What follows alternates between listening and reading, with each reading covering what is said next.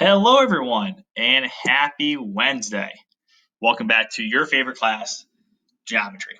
Okay, so yesterday you guys talked about how to find the area of a trapezoid. So what we're going to do today is we're going to kind of work backwards from that. And I'll show you what that means in a second. And here is SpongeBob walking backwards. Okay, so just a quick review. So the area of a trapezoid is area equals 1/2 height times base 1 plus base 2. Again, B1 and B2 doesn't matter which one is which, just that the bases need to be parallel to each other. So looking at this example here, which was one from your lesson check yesterday, okay, when I was filling out this information, we had to think about, all right, what don't we know and what do we know, right? So in this example here, you're being asked to find the area, which means what was unknown to us was A, right, was our area. And then we plugged in the other parts that we knew into the appropriate part of the formula. So it said area equals 1/2 times height. All right, we'd identify which one the height is, and that's the one that's perpendicular to our two bases. So looking at our diagram here, we can identify 6 as our height. So we said 1/2 times 6, okay, and then base 1 plus base 2. Okay, and then since on the right-hand side of our formula here, it's all just numbers, all we had to do was simplify, right? Multiply 6 by 1/2, and then take that term and multiply it by 4 plus 10, which is 14. Okay, so it was nice and easy because there wasn't really a whole lot except simplifying, using our order of operations to find what the area is. So today we're going to think about why we call it working backwards. We're going to give you examples here where we know what the area is, and instead we're being asked to either find out what the height is or what the length of one of our bases is. Okay, so we're gonna have to use a little bit more algebra skills in today's lesson. So first of all, let's look at an example where we have to find the length of one of our bases. Okay, now I actually didn't correctly label this diagram because in order for this to be a trapezoid, we need one pair of parallel sides. So really I should have marked this side. Oh, that's an arrow. Let me try that again.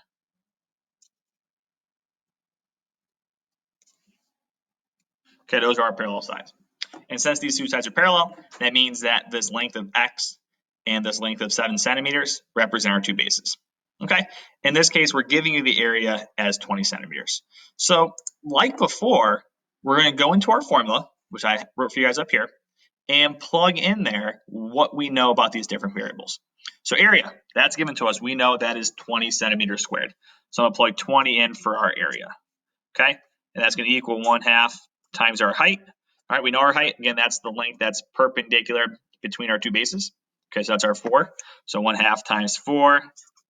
And then, again, doesn't matter which one's B1 and B2, as long as we know our two parallel sides represent our two bases.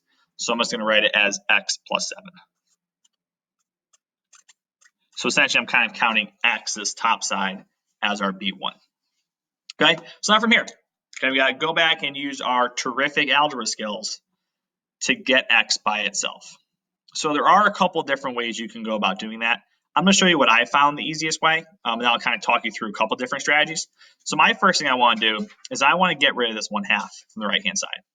So you can ask yourself, all right, what can I multiply 1/2 by so that it essentially cancels out? Well, 1/2 times 2 would be 1, and we know anything times 1 is that thing. So I'm going to multiply, in this case, both sides of my equation by 2.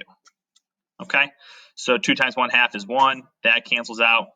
The left-hand side, we have 2 times 20, which is 40. So I'm left with 40 equals 4 times x plus 7. And that's always my strategy for the first step to get rid of that 1/2. Now from here, what we could do is I could take this 4 and distribute that into our parentheses to get 4x plus 28 and then solve from there. Okay, that's going to be a two-step though. Instead, what I'm going to do is I'm actually going to take both sides here and let's undo this multiplying by 4 by dividing both sides by 4. Right? Because by dividing my right-hand side by 4, that's going to cancel out that 4 that's being multiplied by that x plus 7. Okay? So on the left-hand side, 40 divided by 4 is 10. Okay, that's going to equal, I'm left with now x plus 7. Because I just got rid of that 4. Then from there, last step, let's get x by itself. What's the opposite of adding 7 to both sides? We're going to subtract 7 from both sides. Okay, so that means my answer here, 10 minus 7 will be 3. So that base is going to be 3 centimeters long. Okay, we can either say B1 equals 3 or X equals 3. Okay, but that's our strategy, guys. Again, just recap really quickly. I plugged into our formula what we knew, and then just use our algebra skills to get X or what we're trying to solve for by itself. Okay? Our next example, we're going to do one where the height is unknown to us. Okay, we know that's what X is here because that's the length that is perpendicular to our two bases. Again, I should have labeled these two by putting arrows on here to show those are parallel to each other. Okay, so again, let's just plug into our formula what we know. First off, A is representing area. Do we know what the area of the trapezoid is? Yes, it says down here. It is 45 centimeters squared. So we're going to plug 45 in for A. Now it's going to equal 1/2 times our height. Oh, well, that's not what we don't know. So that's where my X goes.